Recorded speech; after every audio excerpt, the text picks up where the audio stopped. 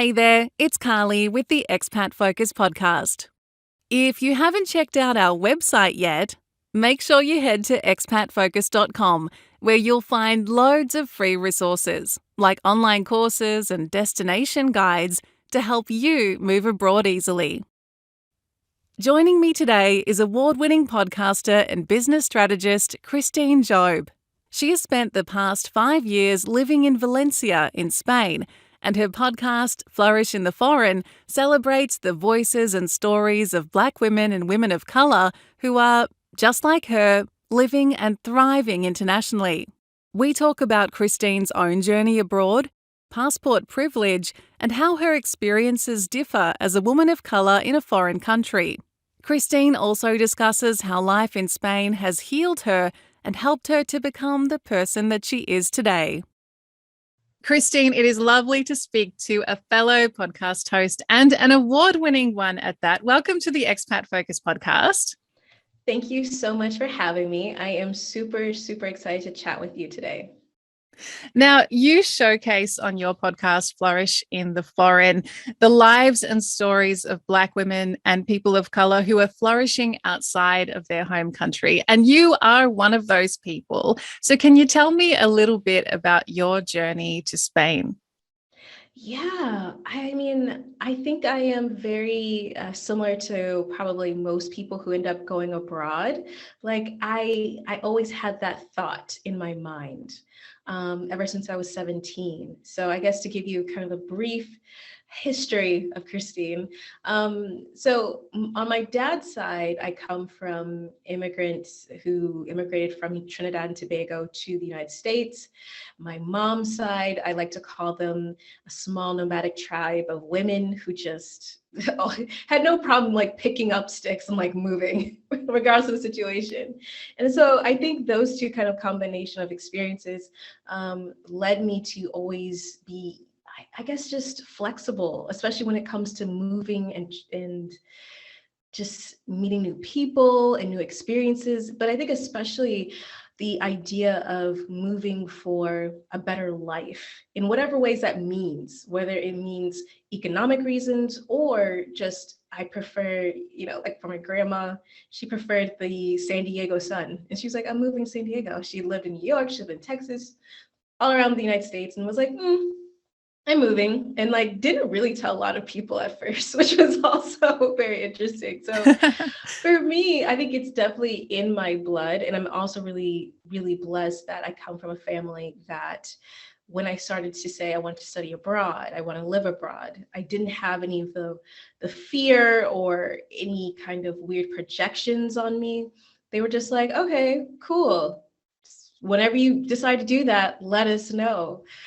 So I kind of got to do that. I studied abroad actually here in Valencia, Spain, 15 years ago, which is such like a head trip because I have like these Shutterfly notifications that keep on emailing me being like 15 years ago, this is what you looked like. And this is Oh what my you God. did. And I'm like dying. I feel very old when those memories pop up on Facebook. So yeah, I can completely relate.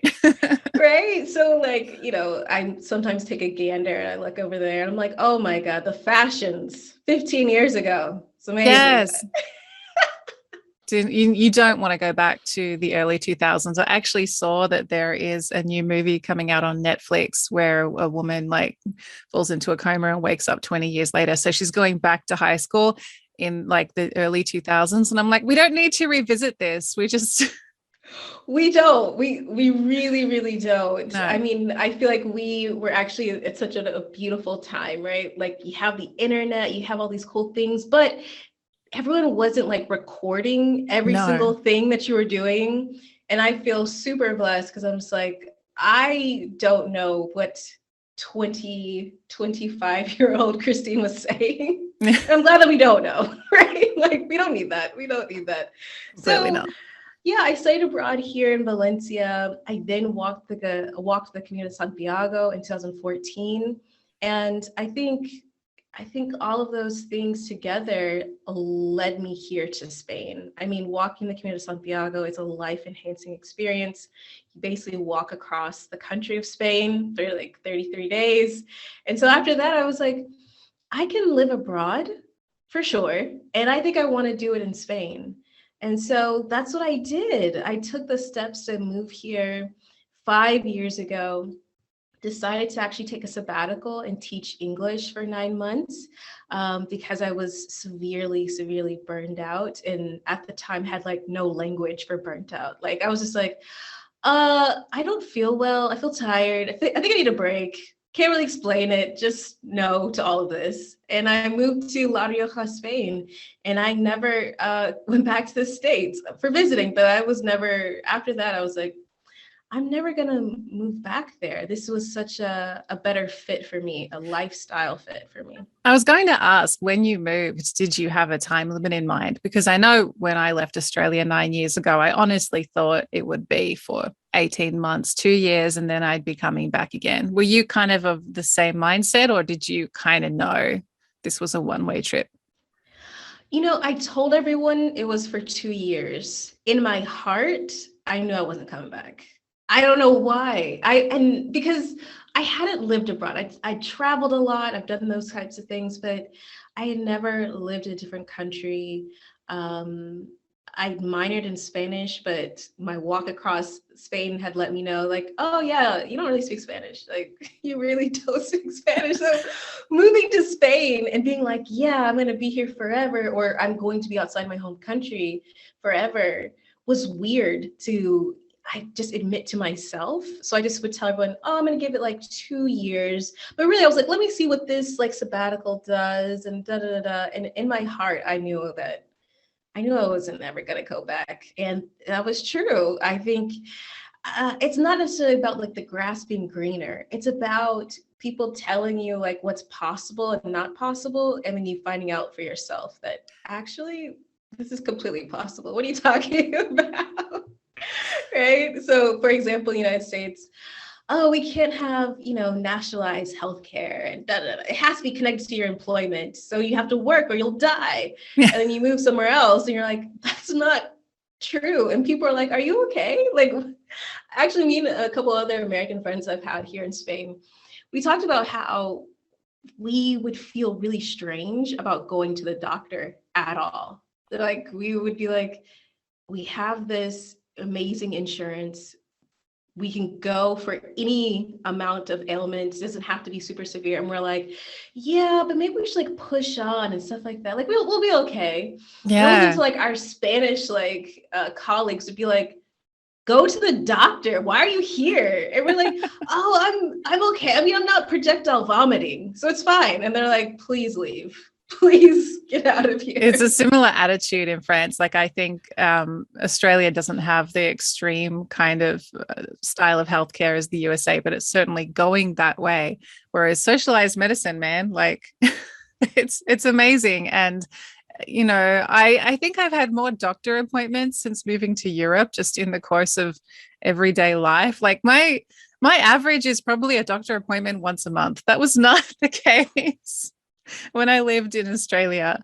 And actually, I'm really curious, actually, because I think there is, you mentioned one of your parents immigrated to the USA.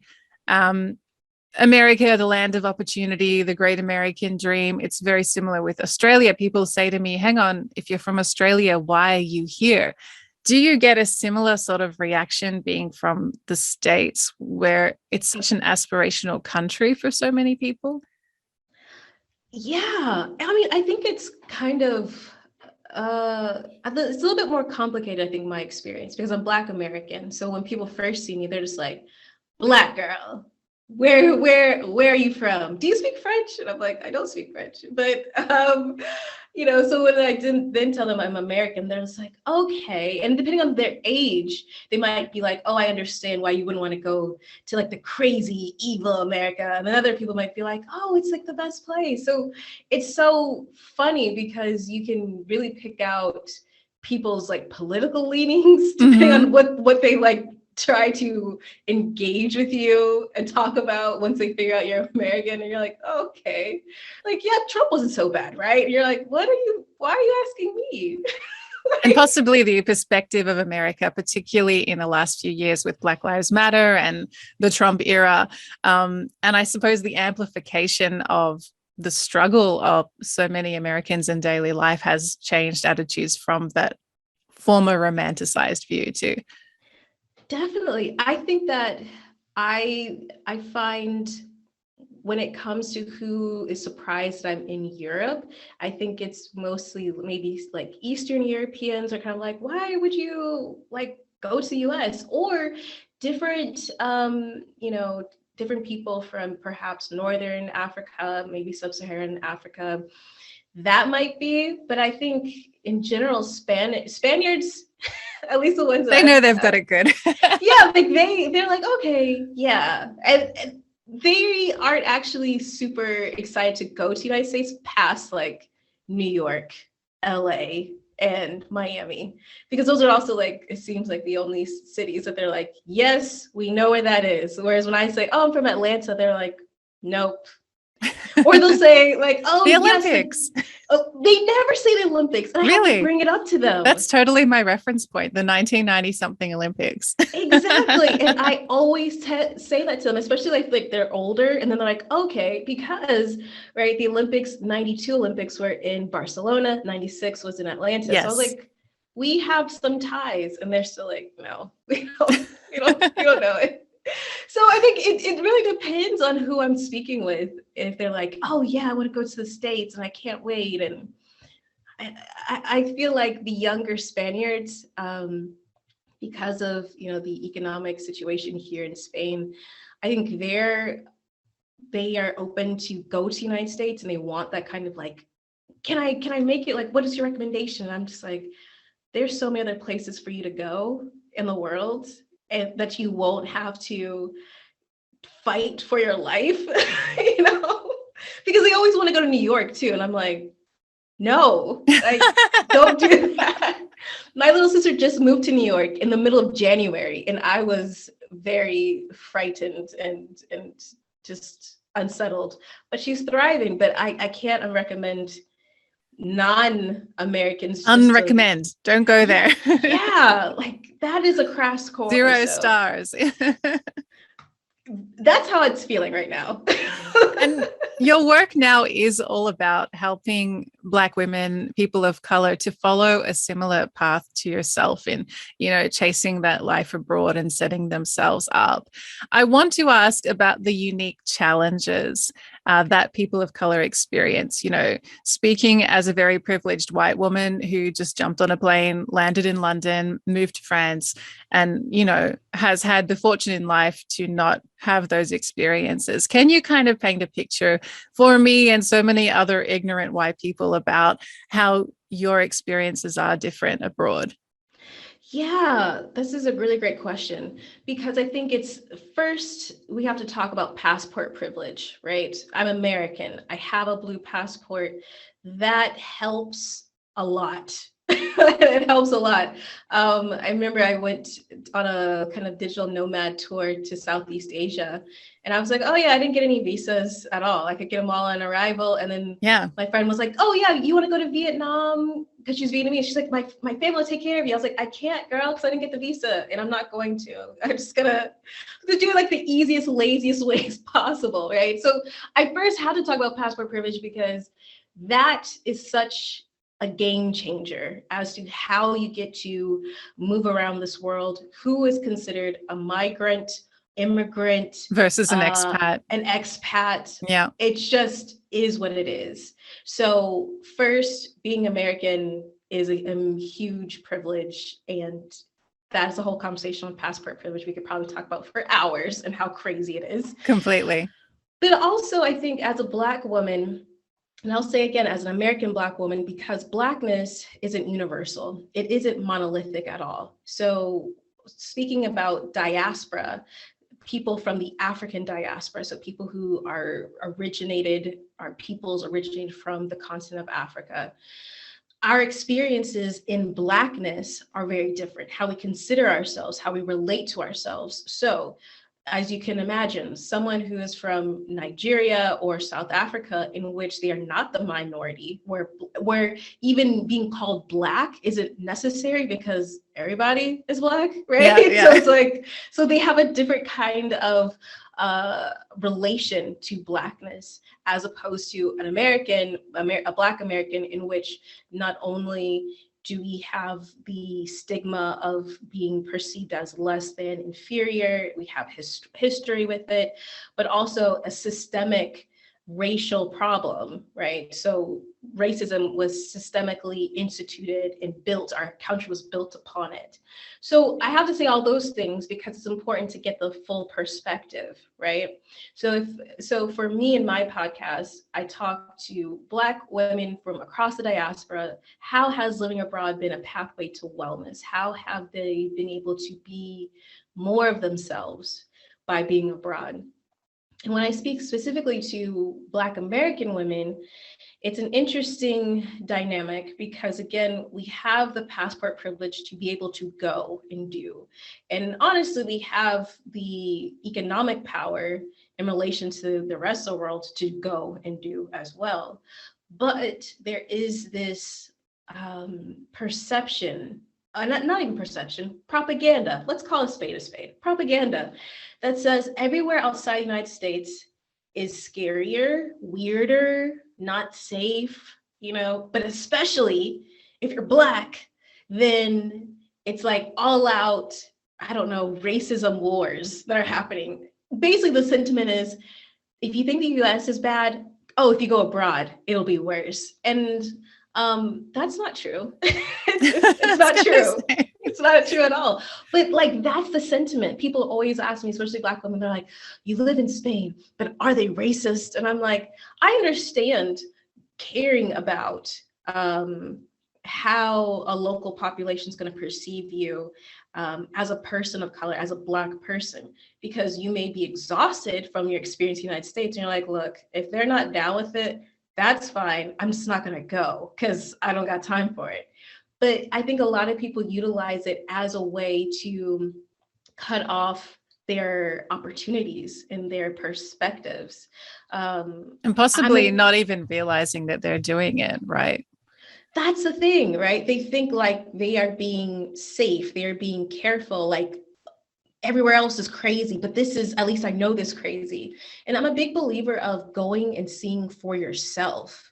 Go and make up your own mind, because I have spoken with and I've had different types of women on the show that have lived in all these places where people don't think Black people are, like Russia or Singapore or, Kazakhstan and all of the Bangladesh. And it's like, Black people are there and they've been thriving for a while.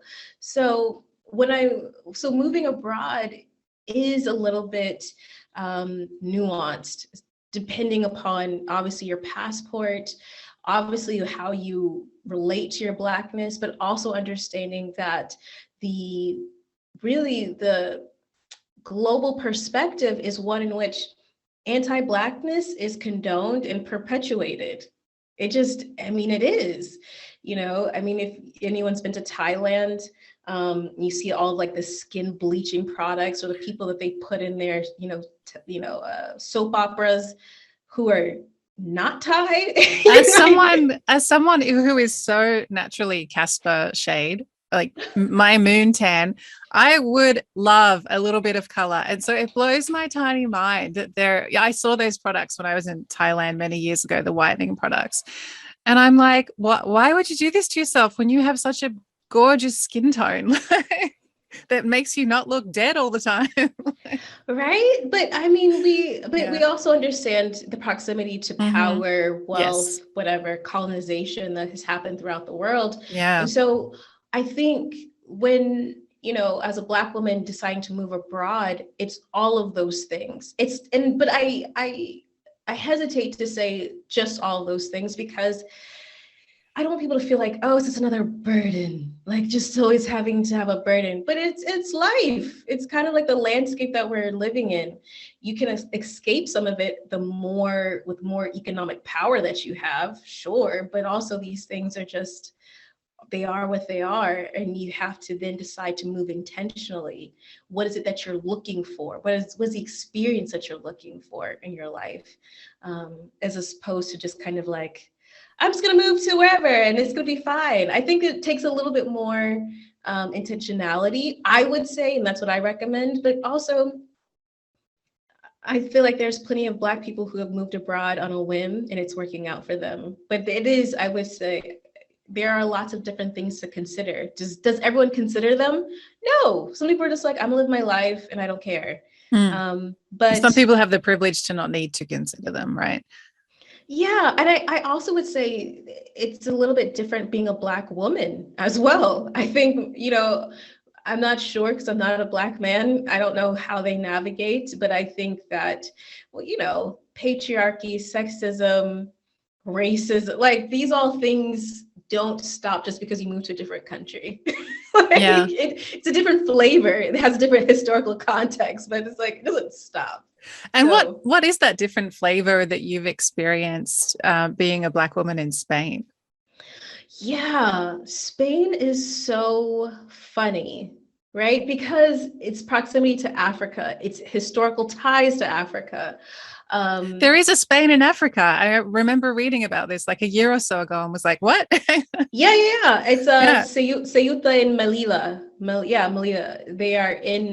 They're on the continent. It's supposed to be Spain, and I'm like, that's clearly Africa. But there you go, colonization and things like that. I would say that being a Black woman in Spain is very interesting. It is definitely night and day experience I would imagine, between having a Western passport and not having a Western passport, right? I am dark skinned, like I'm not like ambiguous where someone's like, what is she, something else? I'm like, no, she's a Black girl. So I think depending on where I am, people are going to be like, okay, Black girl. But then they hear me speak Spanish. And they're like, you're American or something. They're like, you're something. And how quickly people ask me, where are you from? Where are you from? Now, is it malicious? Is it so they can be like, oh, am I going to treat you with respect or not? Can you buy things in my store or not? Like, I don't know. I think some people are probably genuinely curious.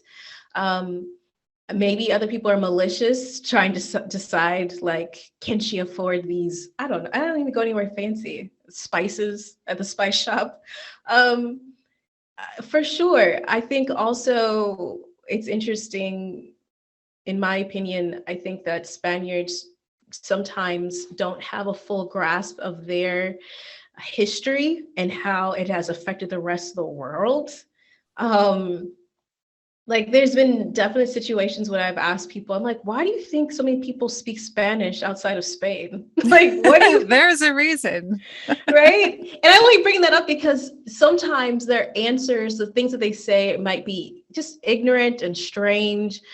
They use some racially charged language, but it's like olden time language, but they've never progressed outside of it. And you're just like, why would you say that? Like, that's so, I'm like, oh, it doesn't really matter. It's like, it does. Yeah. It does. And so it's such a weird, I'm sorry, this answer is like convoluted, but it's a weird dynamic because it's a Western European country that kind of feigns ignorance conveniently a lot of the times about its effect on the world.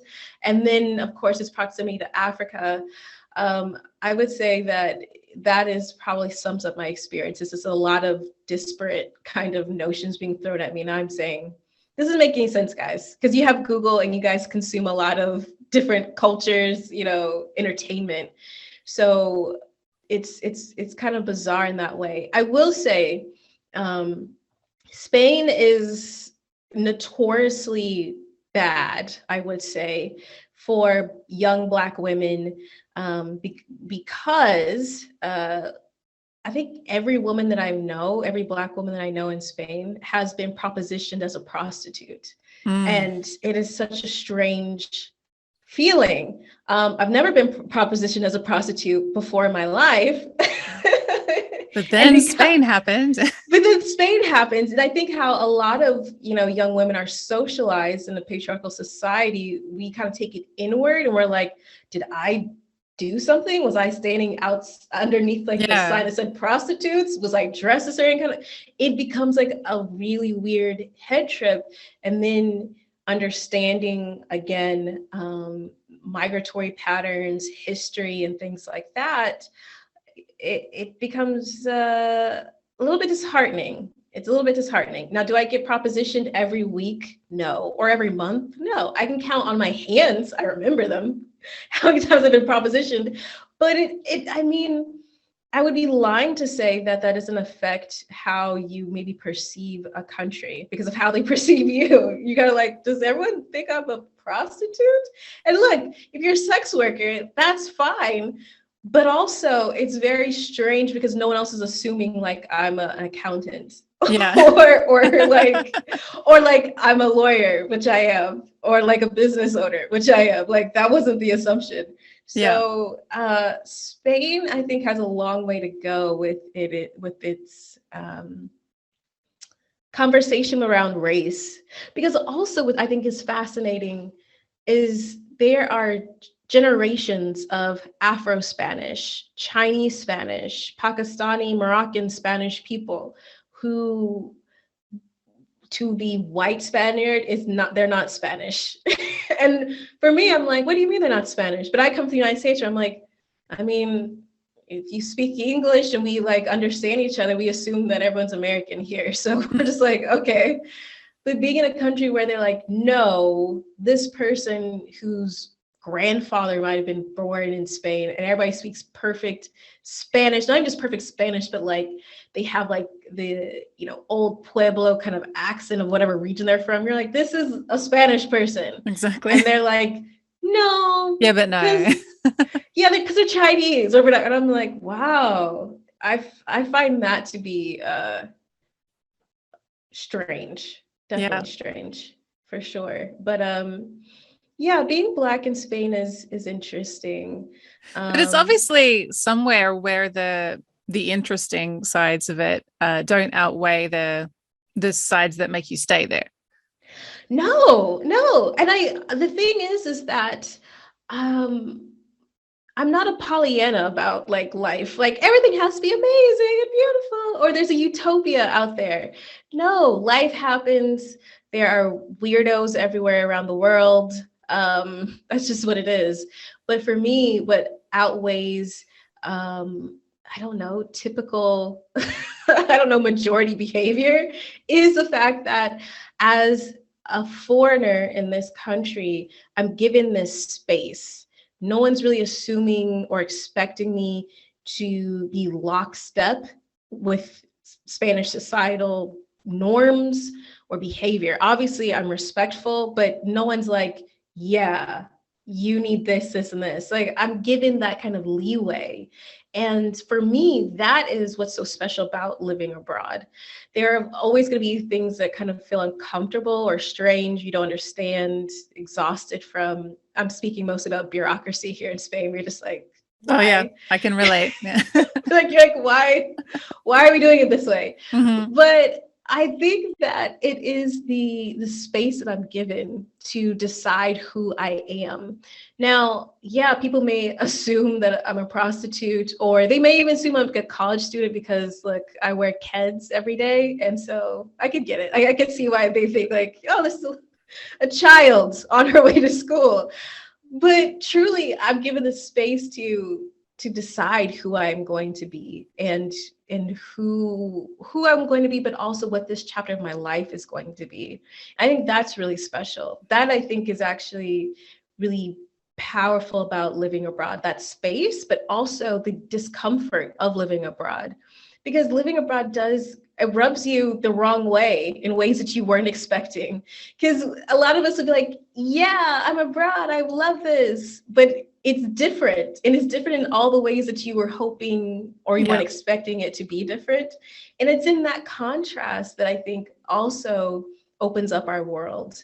It's in the contrast because living abroad requires you to be radically present in almost all moments at all times, whether it be like you're alert for language or just alert for like different sights and senses and things like that.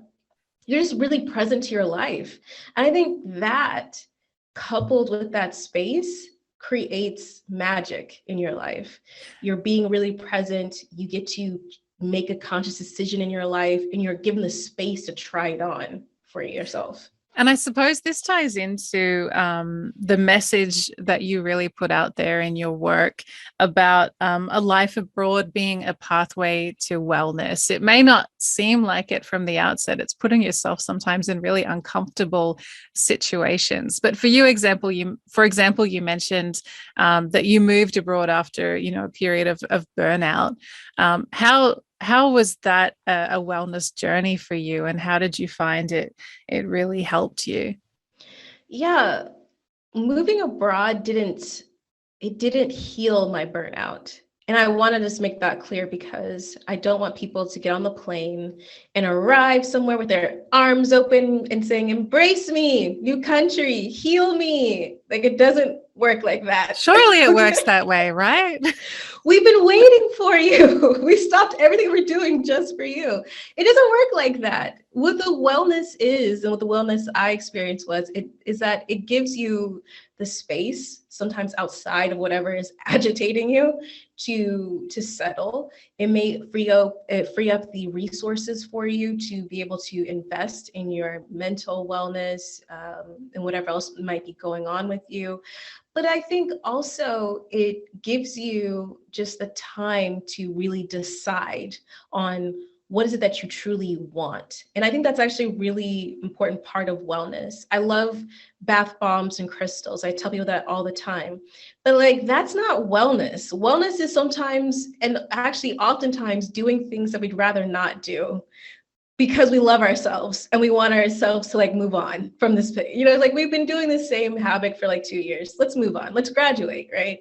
And I think that's what living abroad does, because you are outside of that comfort zone. You're outside of your cultural context that might actually perpetuate your kind of bad habits. They might be like, no, that's fine. For example, United States, like, I'll sleep when I'm dead.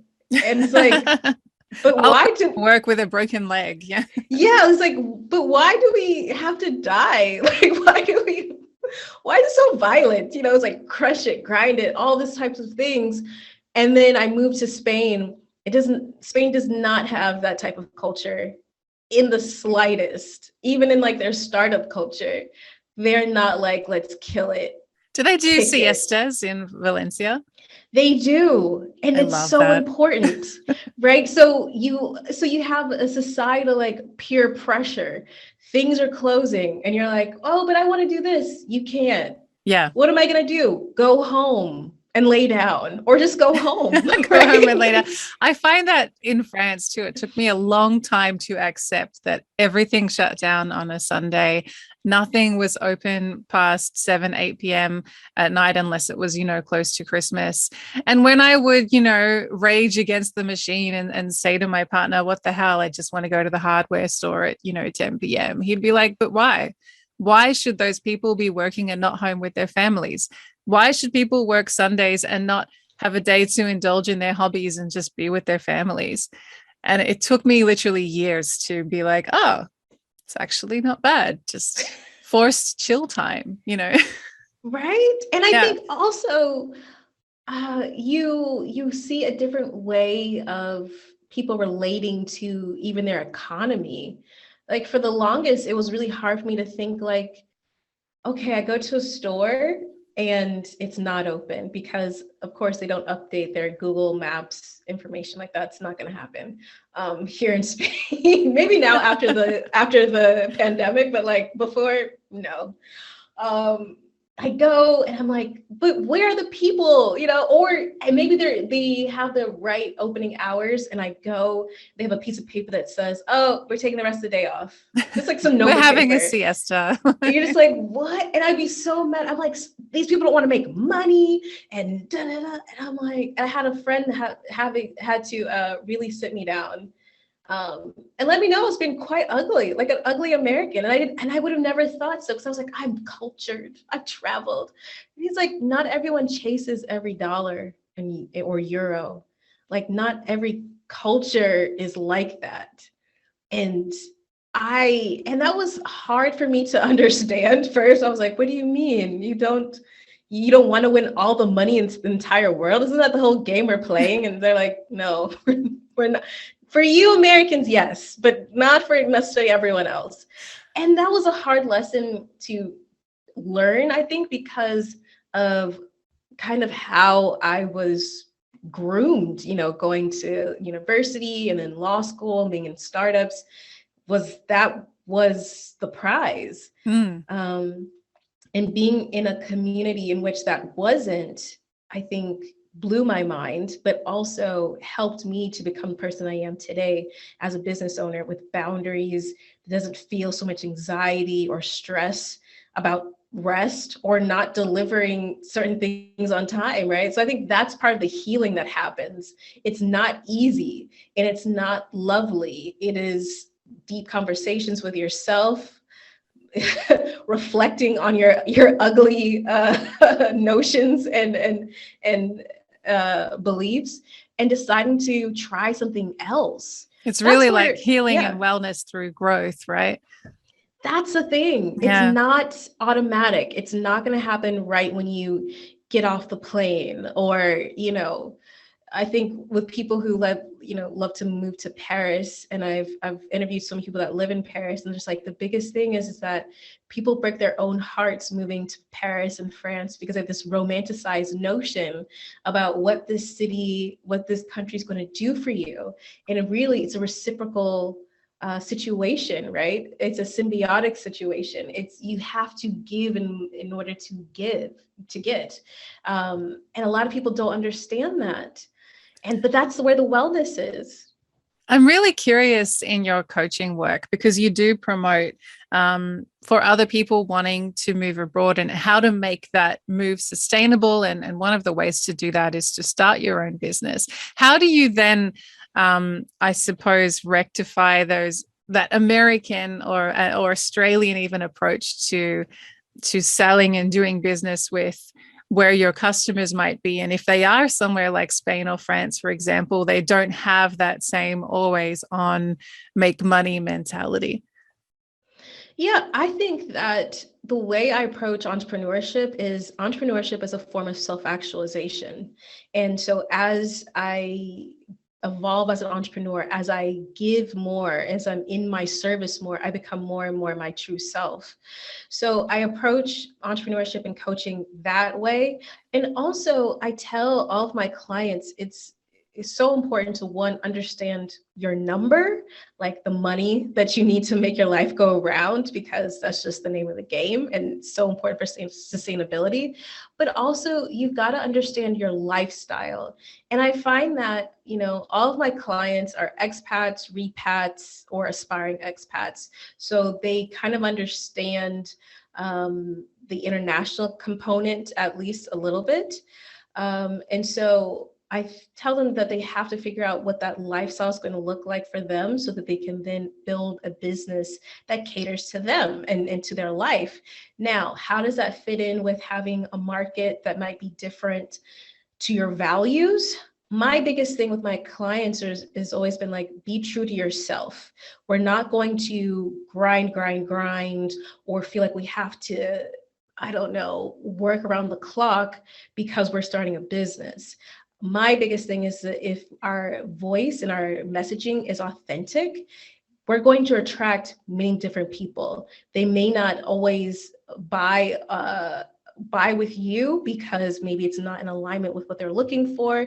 But I think the thing is that if you try to cater to one specific market and that's not in alignment with who you are, that's going to be an issue. So for example, a lot of my clients have worked corporate, and then they're switching over to consultancy. So they take something they used to do in corporate atmosphere and they've refined it to a consulting offer. Now their clients could be all around the world. Their clients could still be in whatever their job market was, and they are just working remotely for them. But my biggest thing is that as long as we are proffering the correct solution for your skill sets, like this is the solution I offer, then whoever is going to be attracted to it are going to be attracted to it. I've had clients that have been in UAE, in Niger, in the United States, in the UK, and I haven't changed my marketing to fit those specific markets, because truly what I'm selling is a solution for an individual, particularly woman, who's looking to scale their business. So that works for me, but that's because of I sell professional services. If I was selling t-shirts, things like that, maybe we think about more about the target market, and if that is tied to a specific geography. Because nowadays, a lot of these kind of online businesses don't necessarily have a geographic location. Yeah. So it really depends. I don't know if that answers the question, but it really depends. And where do you normally start with someone? Because I think a lot of people might think it's a really great idea to be able to move abroad and sustain themselves by being a consultant or starting a business. But a lot of people, I think, can't really visualize what that looks like or what that could be. How do you kind of help people understand the potential they have in the skills they have to offer and the knowledge they have that they might not realize? Well, the first thing I do is I definitely ask them, do you really want to start a business? Because starting a business isn't something to go into lightly. And it's certainly not for everyone's personality, right? Exactly. And it's not an alternative to having a job abroad. Like if you really want to have a job and you want an employer to sponsor you and things like that, you can do that. If you're not having much luck, then I'd highly suggest you employ a really good career coach with like recruiting background. They can get you abroad, but it's not an alternative to being like, I can't find a job in France, I'm going to start my own business. No, I'm not. I would actually say don't do that at all. I would say don't do that either. Right? So past that, if you know, okay, I want to work for myself, I know why I want to work for myself, great. My biggest thing then becomes we need to do a skills assessment, kind of like, especially if you have no idea what you want to do, right? This kind of takes me back to being in school when you're deciding, what career would suit you best. And you go through those questionnaires when you're like 14. Yeah, it's like, well, it's not very much like a questionnaire. I just tell them, take your past CVs for the past 5 years, write down all the jobs that you've done, all your duties, and then think about, because particularly for women, we're always asked to do things outside of our job description. And if you do it well, they'll come back to you and you're like, this is not, I'm an accountant. They're like, yeah, but you plan all the best parties. So can you plan all of our parties forever? Like, that's what's going to happen. I actually had a colleague who was the go-to birthday organizer in the office. Like she was the one everyone looked to every single birthday to arrange the cake and send the email and do the decorations. And one day she just was like, not doing it anymore. I'm done. I'm out, people. I'm handing over the baton and it's someone else's job. You see, so that's why I always have them write down all of these different duties and things and skills, because we are so wildly talented. Even when we don't want to be. Even especially when we don't want to be, right? Because we do kind of like that like cost analysis in our head. We're like, I could say no, but then it won't ever get done. And then let me just get it done, which is unfortunately, we'll just do it. So, which is horrible. And I'm glad that your colleague put her foot down, because we need to do that more often. But we do have all these skills and these talents that we maybe have discounted, which all could be monetizable if you want it to be. And so I first have them do that. And then I ask them, what are the things that you want to do and you actually would like and you don't have a problem doing? We take those things. And then I also have them really comb their network and say, okay, for all these things that you can do and that you like to do, which of these skills do you have a network of people who may support you already? If you said, hey, I'm going to, hey, Greg, I'm actually starting a business where I organize every organization's birthday parties and events. Yes. And he's Pay like, me oh my money. gosh. And he's like, oh my God, this would be so amazing. Yeah, yeah. Like, that's what I have them do, because just because you have maybe a poor experience in a corporate environment, it doesn't mean you have to burn down every bridge. It doesn't mean you have to start at zero. Like, you've went to school maybe, or you've had these experiences. You don't need to throw them away. You get to just repackage them for your best interest. And so that's how I get people started. And usually once we start having those types of conversations, and then people start really being honest about the life that they want to live and where they see themselves, then the business really starts formulating and coming Itself. together. Yeah. Yeah. And sometimes I guess you just that push that they need to see beyond what seems logical for them and understand, what's hiding beneath the surface that could actually be their true path. Definitely. And the thing is that entrepreneurship brings up all the insecurities that you have and the ones that you did not know you had at all. It is wild and strange in that kind of way. But I think that is where the growth comes. That's where the self-actualization comes. Because it's so weird because I'm not a therapist. I took like one psychology class in college, and I think I got like a B plus. Like, I didn't even get an A. So, but a lot of my work has to do with, we do strategy, we talk about analytics, we talk about data driven decision making, but a lot of it is about talking them down off the ledge, because something that I'm asking them to do, or an opportunity that they have that's been presented, trigger something from childhood. And I had no idea. I thought we were ready to go. And they're like, actually, this reminds me of when I was in the spelling bee and I choked and all this. And I'm like, Sounds like you are a pretty good therapist. I pass along the information I get from my therapist. and then I recommend all my clients. I'm like, look, you may need to get a therapist as well. And that's cool, because you're changing and you're growing, and how you see yourself is evolving. And that's usually where the big kind of obstacles are.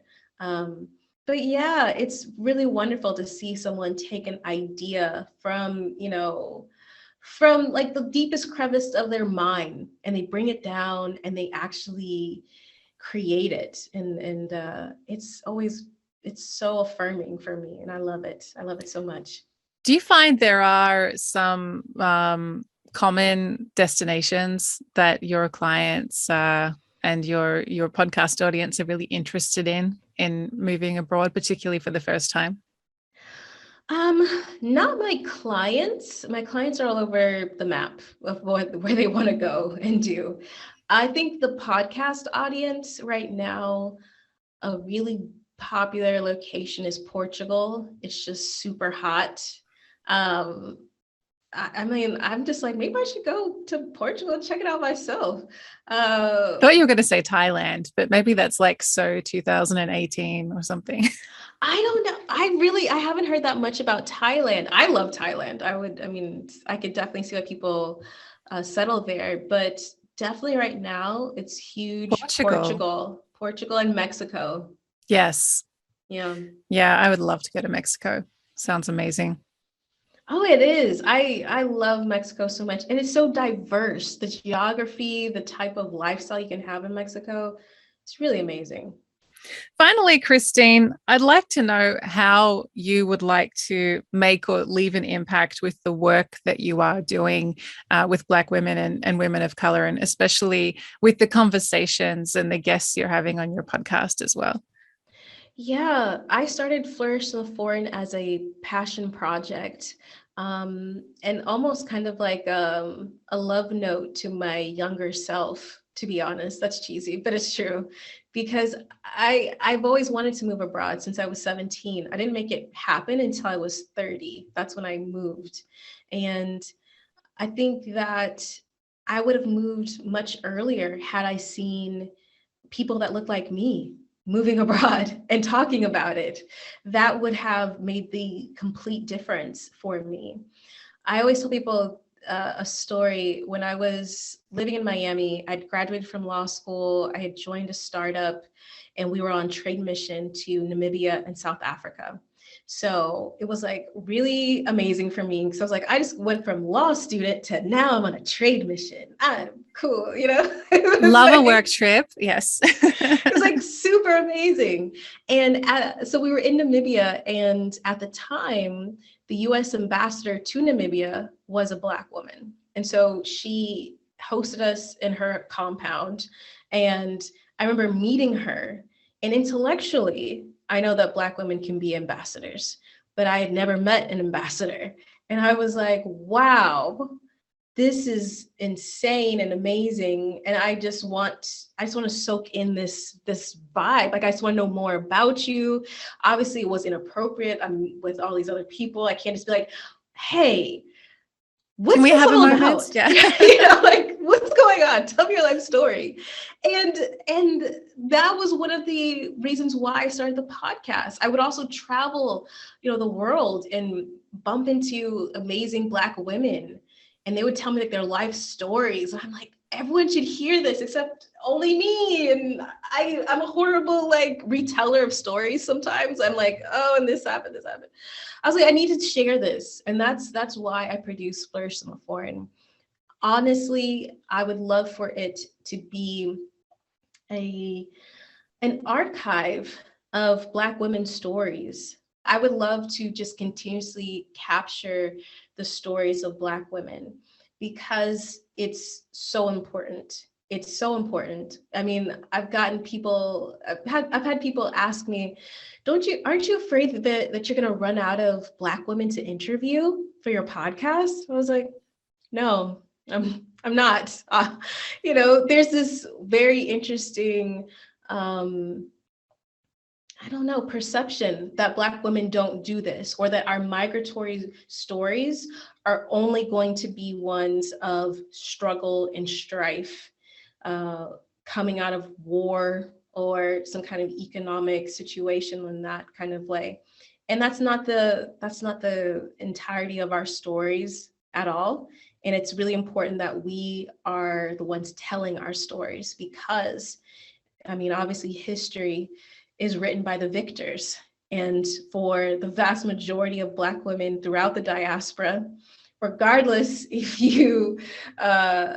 your ancestors were involved in, transatlantic migration or not, for a lot of us, our ancestors were subjugated. And so the history that we may know of our ancestors is bastardized, and because it's written by the victors. And it's really important that this story of Black women in this age are told by them. Their joys, their struggles, how they see themselves, how they describe themselves. It's really, really important. And so that for me is my impact. I would love to be able to continuously capture these kinds of stories, because it's so important to hear them and to know that they exist. Well, I'm so glad we've had the opportunity today to share a bit of your story on the Expat Focus podcast. Christine, thank you so much for coming on. Thank you so much for having me. This has been so much fun. Just thank you so much. And if you'd like to listen to Christine's podcast, it is Flourish in the Foreign, wherever you get your podcasts. That's it for this episode. Don't forget to roll back on our other interviews. We have some amazing guests who share their insider tips and experiences of living in countries all over the world. Subscribe to the Expat Focus newsletter at expatfocus.com to get all the latest episodes and more straight to your inbox. And I'll catch you next time.